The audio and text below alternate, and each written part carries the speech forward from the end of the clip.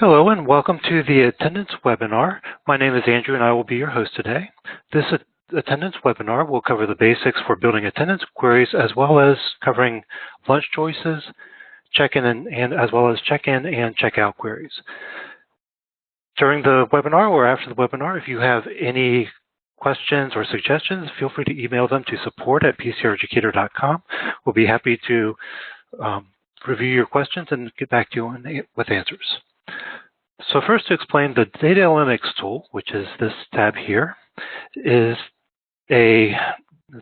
commonly referred to as the DAT, is a comprehensive system for creating on-the-fly filters, exports, dashboards, mail merges, emailing, queries, and reports supporting advanced database concepts such as left joins, logical conditions, aliasing, aggregates, pivots, predefined reports, parameterization, and flexible security. We will be covering many of these topics during this webinar. Whenever you're building a DAT query, you first want to consider what information you want to extract and then plan a workflow for how to pull that data together. In this case, we have a few different charts that we will make available later. One of them is this attendance chart.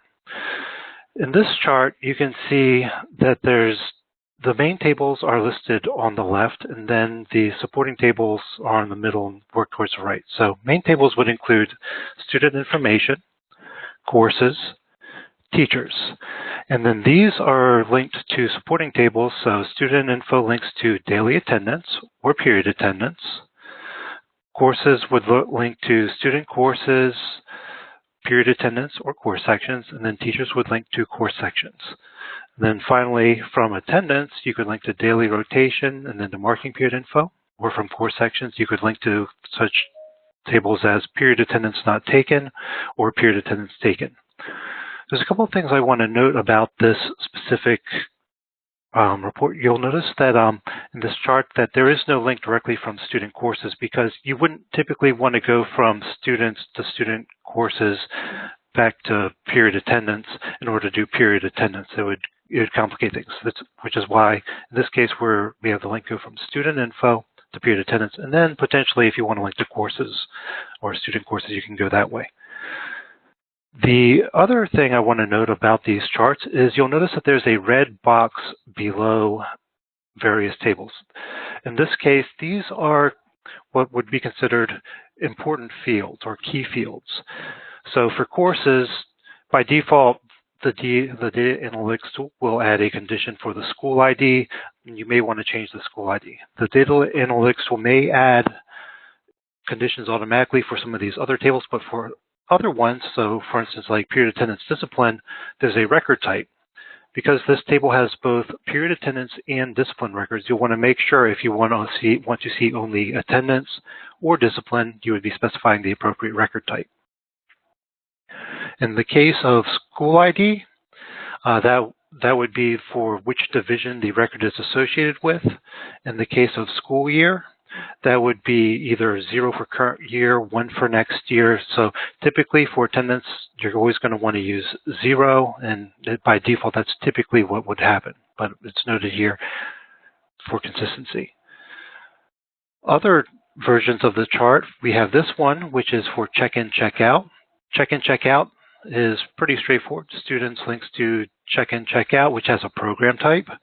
And then from there, it might link to invoices or the users that created or modified the record. And then for lunch choices can have either students or teachers making a lunch choice, and those lunch choice options have a school ID. And then there are certain products associated with the lunch choice, and that's really all there is to the lunch choices. We'll go over each of these in more detail as we consider each individual query.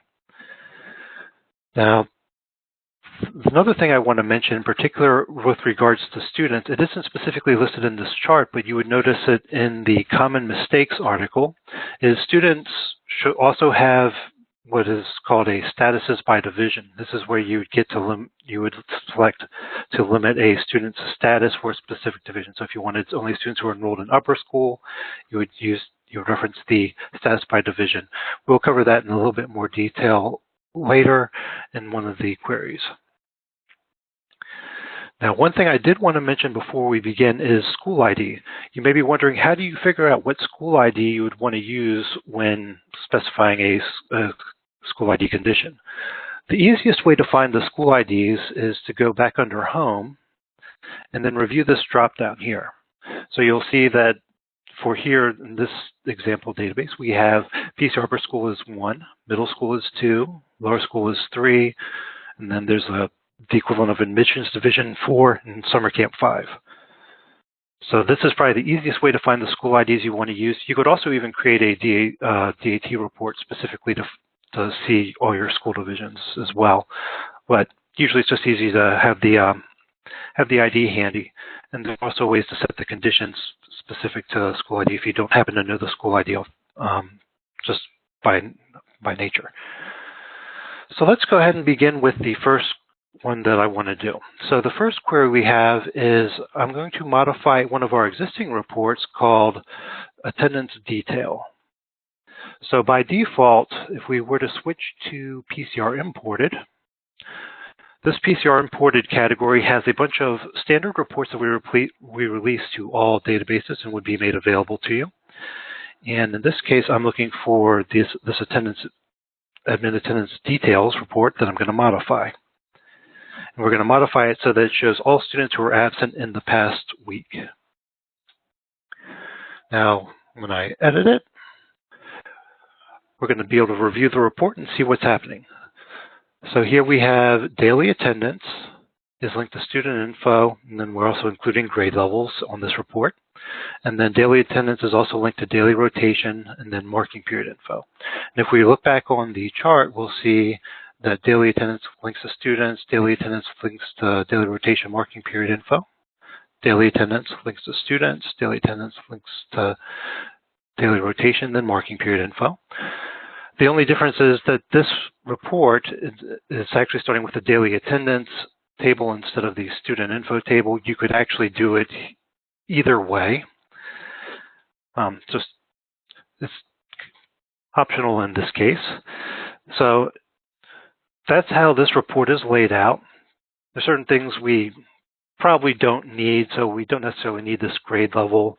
We may want to link the students to get enrolled students only, just in case we have someone who's withdrawn that has daily attendance, but those are all additional considerations. So to begin with, let's go ahead and add a condition for the school ID. I'm going to want to limit this only for the upper school. So if we take a look at this, we'll see that daily attendance has a school ID. So in here, I'm going to click on the link version. There are two options. You can click the plus to link to a different table, or you can click the link version to pull up the specific table to work with, in this case, daily attendance. And I'm going to add a condition for school ID. And in this case, I could just put in school ID 1 because I happen to know that. However, there's also the option of specifying a school division directly using this instead of like an equals or unequals or some sort of range. You could say equals school division, and you can specify specifically a specific school division.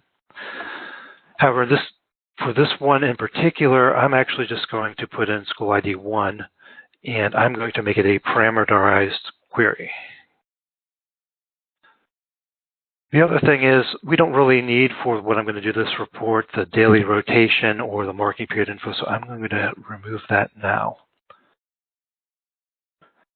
So after I've made these initial changes, I can review the results. And what we see here is a whole series of results that's currently listed by grade level, int. I don't really want to see that information, so I'm going to get rid of the grade level. And then I'm going to go ahead and reorder these fields a bit. So first, I'm going to switch it so that I'm going to do it by student last name, then first name, then occurrence date, well, student ID, and then occurrence date. And I'm going to make sure that the column orders also follow the same pattern. So we're going to do last name, first name, student ID, occurrence date, and I notice I still have a grade level from student info. I'm going to go ahead and remove that as well. Grade level, save. Now we can take another look at our results, and in this case we can see that the results are now ordered by last name, first name, current state, so it's Aaron's. We can cycle through. We can see I currently have 1,000 records retrieved, but you can also see the attendance descriptions and explanation. Now I made this school ID parameter an optional parameter here, parameterized parameter. So I could actually switch this to a different division by specifying school ID 2, which was middle school, and get a different list of students, which would be the middle school students.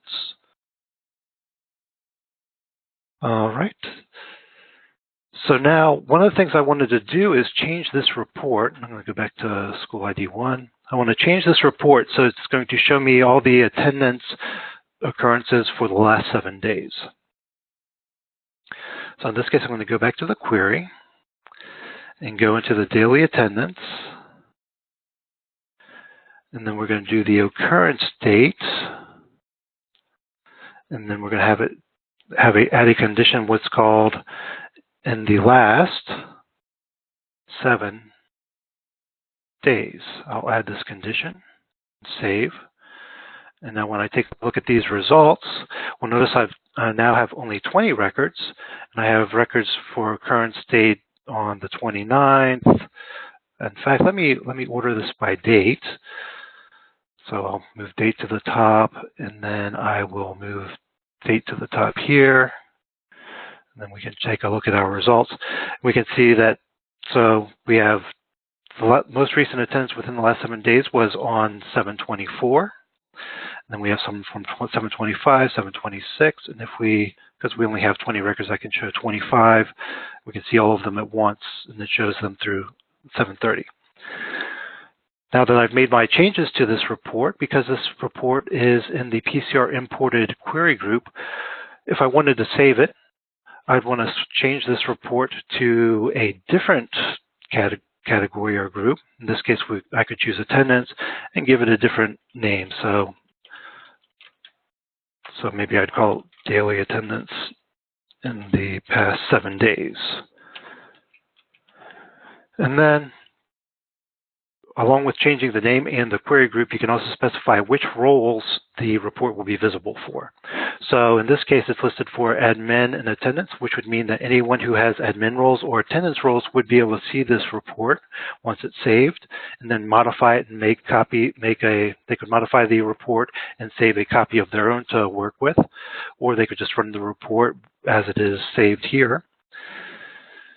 And that allows you to share the report, or if you check no roles, it'll only be visible to yourself, and then only you would have access to run the report or see the report. It's always an important consideration that when creating these reports, who you're going to give access to. So for instance, if you were to include financial information onto a report, you would probably want to limit it, if you're sharing it at all, to only those that have financial roles.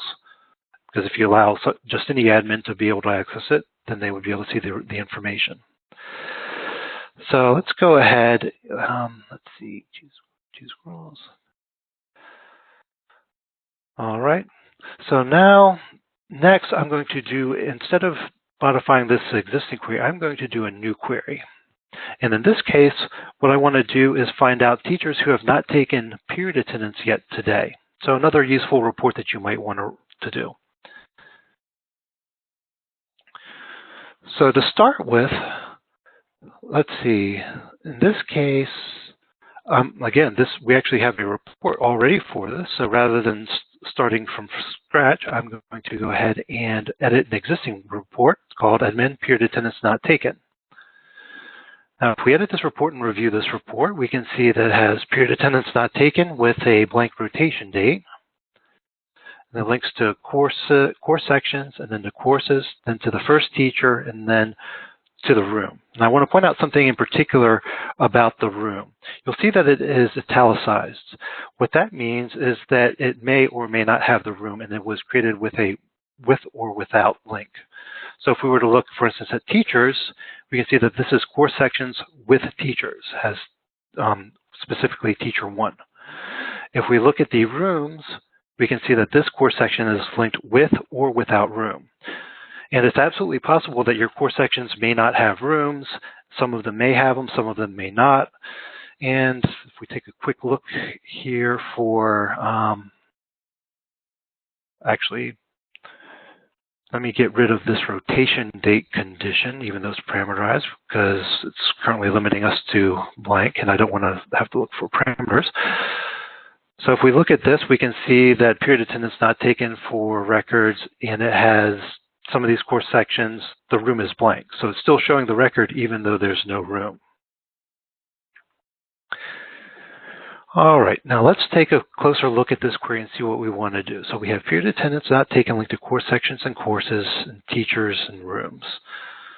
So we have period attendance not taken. So it started with this that links to course sections and then teachers. And it also links to courses. So there's two things to consider here. One is for completeness, we can add a school year of the current year. So there would never be attendance for next year. And then we can consider limiting the courses to the current division. So what I want to do in this case is I'm going to want to limit the courses to the current division. In this case, I'm going to actually specify the division using the school ID. And then I'm going to pick a specific school division, upper school, add.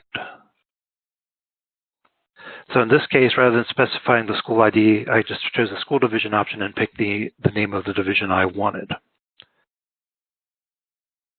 All right. So next, the thing I want to do is I want to make sure that this report is going to be run just for today. And the way to do that is for this period attendance not taken, it has a rotation date. And what I can do is add a condition for field rotation dates. And then there's an option specifically that says today. So you can see there's many different options. You can say equals, range, multi-select is blank. In this case, we're going to do today, save. And what's going to happen is this report will automatically always show the results for today, regardless of what day it is. So we don't have to change the report over time. It'll just work. Now let's take a look at these results. And we can see that this is period attendance not taken for today. And we can see some of the course sections do not have rooms, and some of them do, and that's where the with and without comes in. And this is our candidate list of teachers who we need to follow up with on why haven't they taken attendance yet today. All right, so let's see. The other thing to consider doing here is there are all sorts of options for changing the order of the columns and then also changing the way that the results work. So if we were to look at the fields, you can see that there's display formats. And in this case, the display format is already listed as month, day, year. There are a number of other options that you can see here. So you can do year, month, day, or variations of actually spelling out the whole month, day. So if we were to choose something like this and look at the results, that's an option for customizing the date format. You can also customize time formats and number formats, a whole bunch of different options along those lines. All right, so now let's see, next step.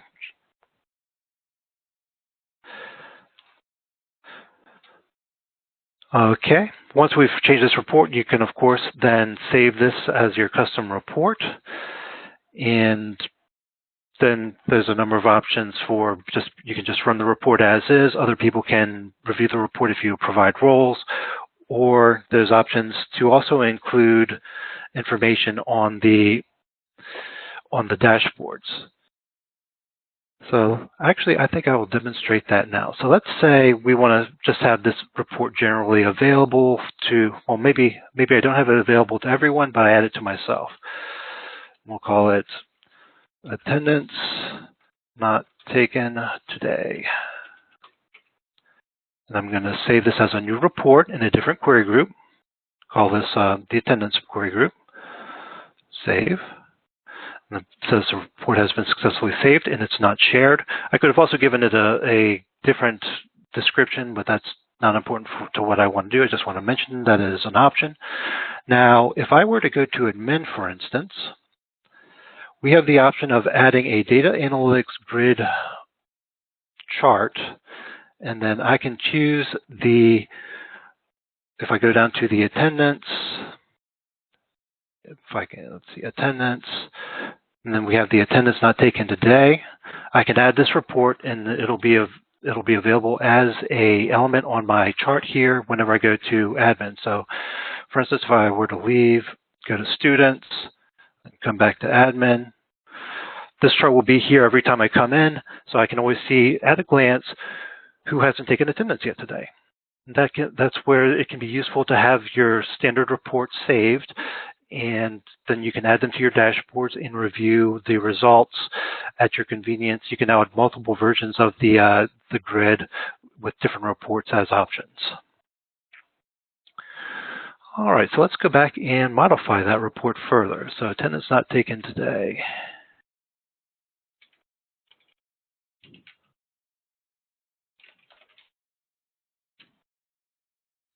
So in this case, I'm just going to go ahead and edit the report. Now I'm going to show you how to modify this report, and I'm going to change it to do some totaling. So before it's so right now we modified the original report that had a specific rotation date. Then we changed it to have the rotation date of today.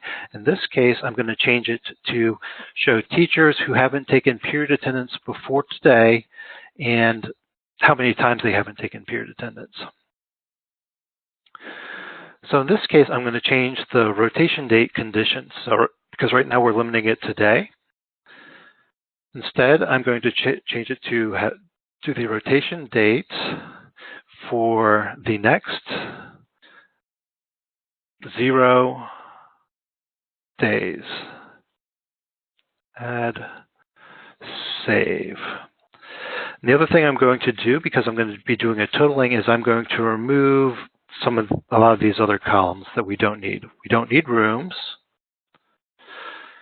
We're also not going to need information about the period code, section, or course name. So I'm going to keep this condition just to keep it so that we're still limited to the upper school, but I'm just going to uncheck the course name so that's no longer shown.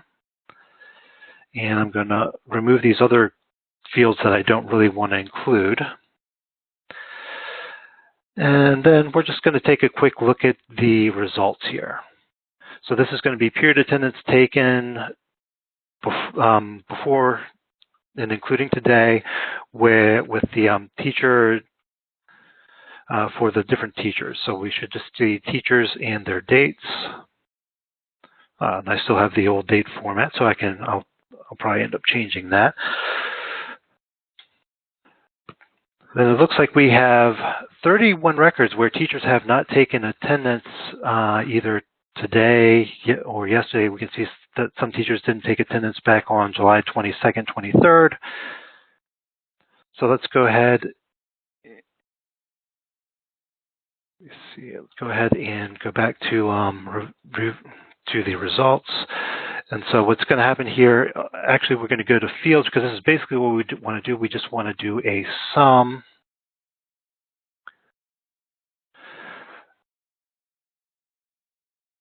Go back to fields, and for the rotation date, instead of just showing the rotation date, I'm going to do a count distinct of the rotation date. And I'm going to alias this rotation date name to just be total. So this is going to give a count of the distinct rotation dates for the teacher. Save it next. Because what could potentially happen is the teacher may have taken may not have taken attendance that day at all, and that would include multiple periods. So the reason why I'm doing a count distinct instead of a count, I want a count of just did they not take attendance at all for that date. Now, the other thing I'm going to go ahead and do is I'm going to sort this first by the total descending. So we'll make the total descending the first, we'll just order it that way. Yeah, let's take a look at the results now. And what we can see is Dina Bimpf there's 3 total attendance that they haven't taken, and then Fernando Niasen, 3 total attendance that hasn't been taken. And one other thing I'd like to mention while we're here is you'll notice that we're including the teacher ID, and this is advantageous because it allows us to immediately link to other parts of the system using that teacher ID. You can actually select all these teacher IDs, or you can click on, for instance, if I were to click this and pop it out, I can go and take a look directly at any teacher's profile directly from the results page. As an example, if we do the select all, and let's say we go over to our staff,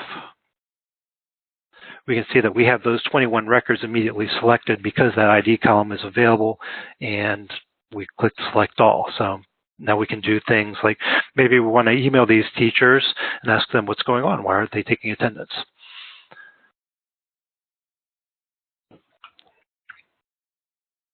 All right. The other thing I want to point out is there's 2 different column orders here. So we have the fields that controls the sort, and then the column order, which is how the order that they actually appear. So right now we're sorting first by the rotation date descending, and then teacher last name, first name, teacher ID. It kind of helps that we have these things in the same order, but we don't have to. We could actually show the teacher last name, then the teacher first name, then the teacher ID, and then the total. And then if we take a look at the results, we'll see that the total is still sorted first so that the higher totals are listed first, and then the teacher name sort orders are listed next. So for everyone that has 3 records where they didn't take period attendance, within those 3 records it's sorted B and F. Let me check, see exactly which order I did that. Oh, I did teacher first name. Let's do teacher last name, then teacher first name. And then when we take a look at it, so it goes B and T for everyone with a total of 3, and then C, D, DA, DR, and then SE for everyone that has a count of 2.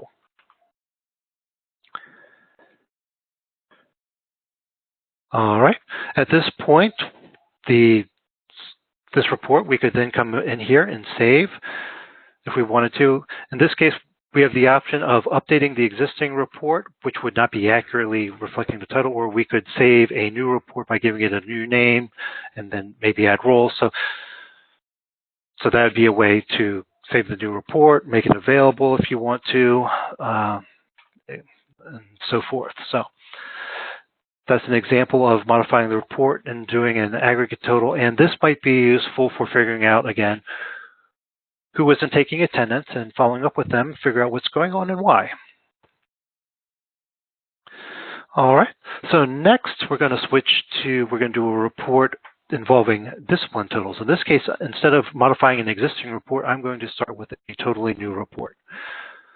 So let's take a look at what do we want to do in terms of discipline totals. So the discipline information is stored under period attendance discipline, so we'll want to link through for students. If we want the discipline totals by students, we'd link through students. If we wanted to do it through something strangely different like courses, we could do that, but usually it's going to be more interesting by students.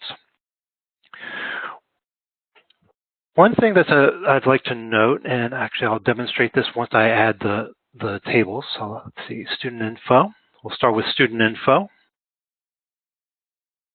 And I'll just include some basic student information, student first name, last name, student ID. And then I'm going to link from student info to discipline. So period attendance discipline, period attendance discipline. And I'm going to go ahead and include several of these fields. So we have a description, a record type, and maybe we'll include the explanation. Let's see, what else do we have? Let's include discipline points as well. And without making any additional adjustments, let's go ahead and review our results. So what you'll notice and what you may recall is when taking period attendance or recording discipline, you have the option of having discipline points. And what many schools will do is they'll record discipline points for different records will have different amounts. And what they'll do is they'll accumulate discipline points where students will get, after students get, say, 10 discipline points, at that point, maybe there's some sort of penalty, like a detention or something like that. And the school will then add a detention discipline record, which will actually subtract from the discipline point total and reset the point total back to a lower amount. So that's how some schools use discipline points for their period attendance discipline. So in such a situation, it can be useful to get a total of the discipline points. So let's see. What we want to do, if we want to get a total, if we were to just go to fields and get a total, it's going to break up the total by all these other records. I can actually demonstrate that real quickly. Go back here to discipline points and do a sum. Next, results. So we can see that for Abby Delec, for their absences alone, they have, with a explanation of family reason, they have 20 discipline points. Not really what we want for a discipline point, for discipline point totaling. Let's see what this, okay, I haven't included date yet either, so that's fine. So what I'm going to do is change this to do a sum on the discipline points to get the totals per student. So what I'm going to do is I'm going to remove the description, explanation, and record type because we don't really need those or even want those. And then we can go next. Now we have only these fields, and I'm going to want to do a sum of the discipline points. And in this case, I'm going to move let me do that, move this up here, and I'm going to sort descending. And then let's see, is there anything else we want to do? Let's go ahead and move the discipline points up here as well. Oh, I should also I'll also do the order by the student name within. So let's do that. Student last name, first name, student ID, results. Okay, and so here we have discipline point totals per student. We can see that John Ahrens has really accumulated a lot of discipline points. And then moving down the list, we can see how many discipline points totals have been accumulated by other students. Now, one other thing to consider at this point, and I thought I'd bring this up now, is that I had mentioned earlier that there's an option and ability to limit students based on their status by division. So I'm going to introduce that real quickly right now. In this case, we have an article that we can often link to that refers to the common mistakes. And one of the important ones here is involving the student statuses. So it says right here, it talks about linking from student statuses. The correct way to do it is to go to statuses by division. This is particularly important if you have a summer camp or summer school. So I'm going to link student info to status by division. And by default, it's going to add the school ID equals 1, because that's my current division. You can delete the condition. You can make it parameterized. In this case, I'm going to go ahead and leave that as is. I'm going to say status equals enrolled. And I'm going to say school year string is current year. So I only want enrolled students for the current year. Save and next. And then if we look at the results, they may have changed somewhat because we're now forcing it to limit only to students who have a status by division, by the current upper school division of enrolled. All right. Next, I'm going to do another report. In this case, I'm going to do something similar to this report, except instead of discipline points per student, I'm actually going to do something where I demonstrate how to do a statistical report that shows discipline points by month. So let's go ahead and come back here to queries and start a new report. And again, let's review the attendance data structure here. In this case, because we're just looking at period attendance totals, I don't actually have to link to students or courses or anything else, though I may want to link to courses if I want to limit it to specifically period attendance by division, or if I want to link to students and link it and restrict it to status by status of enrolled. But I'll keep this one a bit simple. In this case, we're going to go under attendance discipline and choose the period attendance and discipline. And I'm also going to include, to start with, just the attendance description, discipline points, so attendance description, discipline points, and these various occurrence fields. So we have occurrence date, time, occurrence month, and occurrence year. And we can just take a quick look at the result. Now we can see, okay, so we have absent, we have discipline points. The occurrence date time, the format is not exactly ideal, but we can see that for the occurrence month, it actually has 3, 4, 9, 8, depending on the month. The occurrence year has the year of the record. All right. And there's one other thing I want to mention in particular on this one. So if we go back to the field steps, you'll notice this drop down here at the top. So right now it says unique rows. The default is that we show unique rows.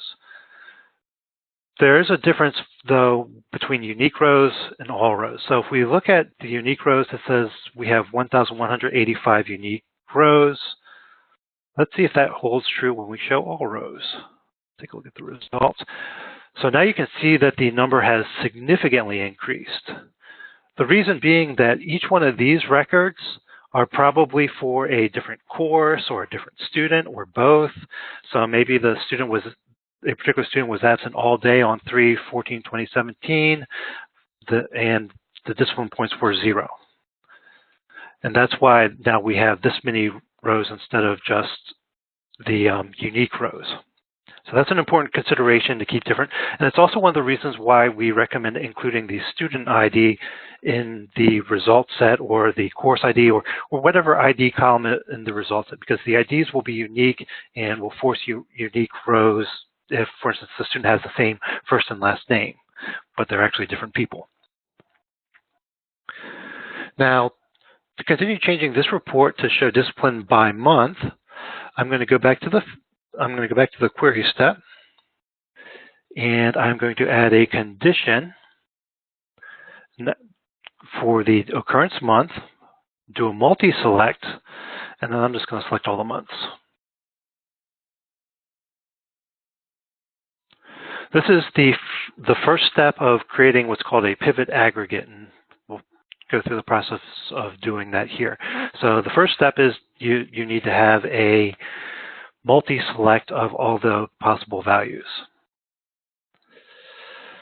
Next, because I'm not really interested in records where the discipline point is 0, I'm just going to add a condition for discipline points unequal to 0. This will save me from having rows that sum up 0 points. And then I'm going to get rid of the occurrence year and occurrence date time. And I'm just going to keep the attendance description, discipline points, and occurrence month. Now, under the field step, I'm going to change this to perform what's called a pivot aggregate. And I'm going to have it sum up the discipline points. And then we're going to see what this does. And let's see, sum up the discipline points. We'll just call this total. Why not? Next. Now when we look in here and we can see what's happening, we can see that for each month we can see the totals by month. So absent, there were 206 absences in January, 77 in February, 96 in March. So kind of all over the board. And then we can see some of the other ones that could be interesting as well. Dress code violation, not too many dress code violations. That's good.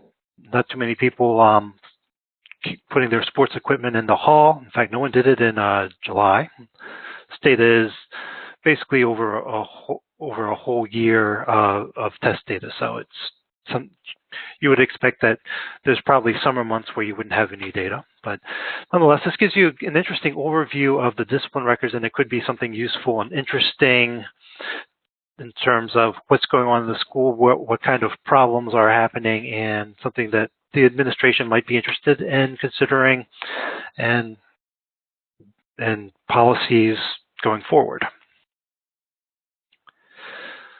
All right.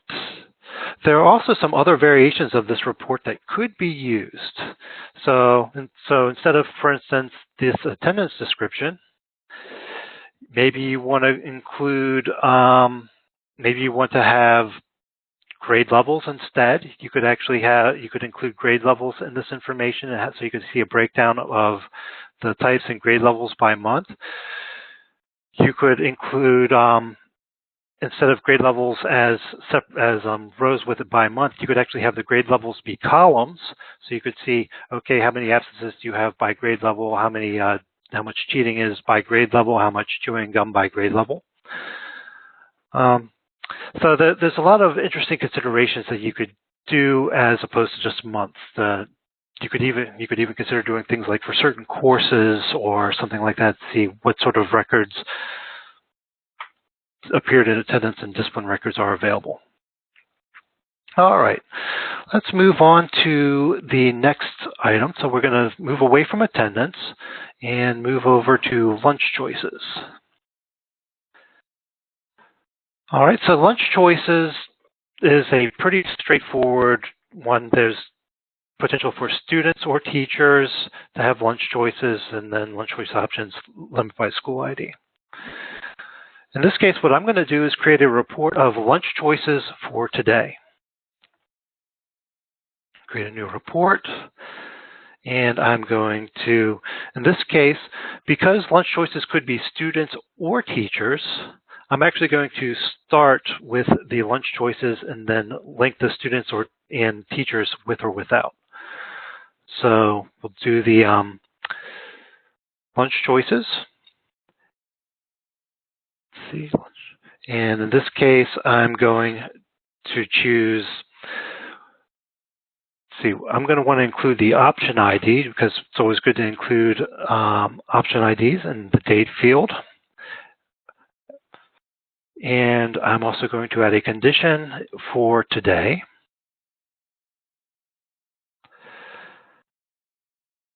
Now, in this case, I'm going to link to lunch choice options. And it automatically includes a school ID. I'm going to go ahead and remove that school ID condition because we don't need it. And I'm actually not going, let's see, I'll include the lunch choice description field here. And then I'm going to link with or without students. And I'll include some student information because the lunch choice may be for students or it may be for teachers. So with or without teachers. And I'll include some teacher information, including the IDs. And let's just take a quick review of the results. Okay, so here we can see there's the lunch choices for today. I already added a condition for today, so we can see all of these should be for today. Yep. And then we have some records don't have a student. So this first record does not have a student. It just has a teacher. So this is a teacher lunch choice.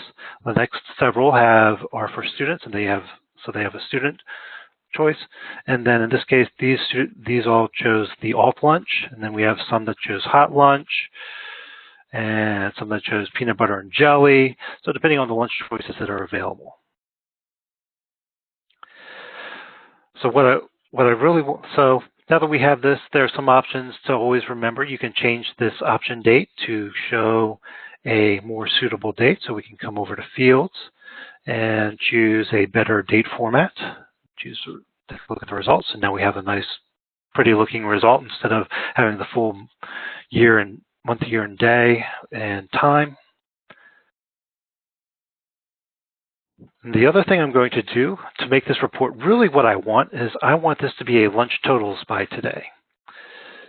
So in this case, I want it to sum up the, or give, it's not really a sum up, but a count of the different types of lunch choices. So in this case, we need to remove the student information, and what we have here is 100. We can see right now we have 110 records. So hopefully when we do the sums, that'll be what we actually have. So I'm going to remove the student information. I'm going to remove the teacher information. And for the lunch, so we're going to show, we actually don't even need to see the date because the date is implied by today. And then I'm going to just have the lunch choice description, and then I'm going to do a count of the option ID. So for this one, I'm just going to do a count. And let's switch the order of these. Okay. And so here we can see that there are 4 lunch choice options: pizza, alt lunch, PB&J, hot lunch. And then the totals are, we have 46, 77, 110. So good. So the 110 records that we used to have before, we can see that this total sums up exactly what we expect to 110 records. And this type of report would be useful to present to the cafeteria to say, okay, today we need at least 20 pizzas, at least 26 alternate lunches, at least 31 peanut butter and jellies, and at least 33 hot lunches. And that would be an instance of how you could use this report or a report like this. Then it's just a matter of saving and figure out how you want to share it. It can be something you could include in the main admin profile for yourself or for whomever. Now let's jump down and explore the check-in and checkout. So brief review again of the check-in checkout. Just students, link to check-in checkout by program type, and then there's a couple of links to either customer invoices if it's been billed for, or user information for who created it, who created the record or modified it. Typically what happens is the student will be the one that creates the record, and then the parent is the one that so for check-in, it'll be a student, and for checkout, it'll be a parent. So let's do a new report. And I'm going to start, in this case, what I want to do is I'm going to create a report for checked in but not checked out. And so I'm going to start with the student info, because we're interested to know which students have been checked in but not checked out, and I'll include the basic student ID columns.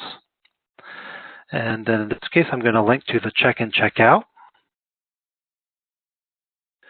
And I'm going to include the check-in, checkout date, which is the date as a whole.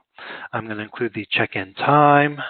I'm going to include the checkout time, the program type, and I want to see who the created name is. So not the checkout, the check-in created name, and I'll also, because it's always a good idea, I'm going to include the check-in out ID.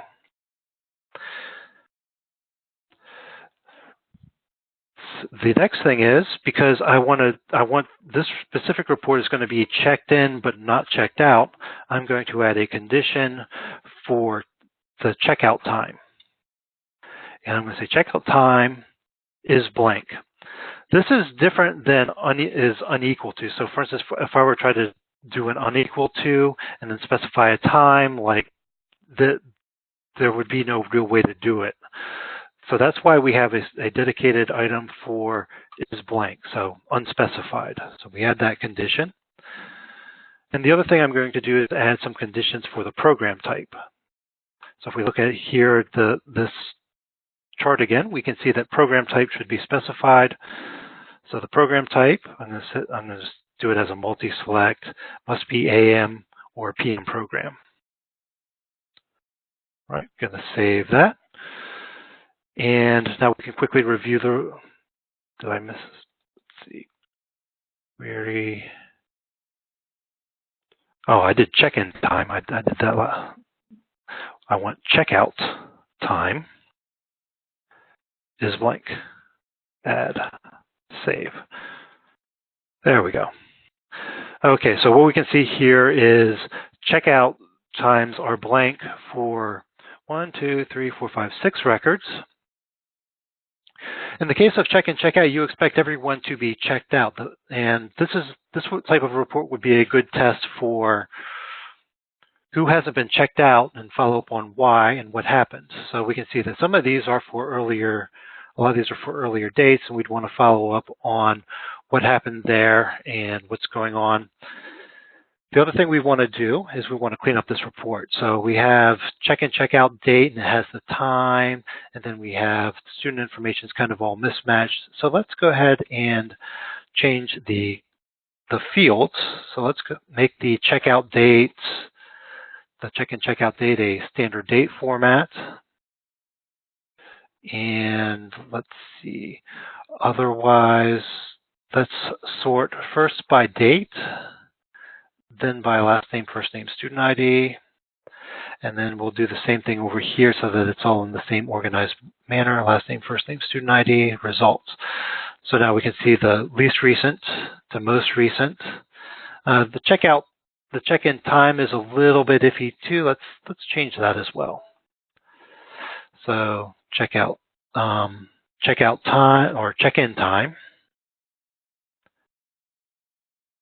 If we scroll way down towards the bottom, we're going to see that there's different time formats. So we can choose something clean like 9:30 a.m. as an example, results, and all those times look much better.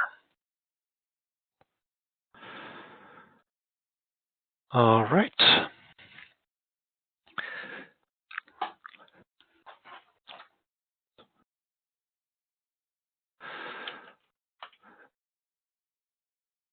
Okay, so again, one of the items here to keep in mind is we have the student IDs available in this report. So we have the option to do a select all to select these students and then do some sort of multi-actions later on with the students.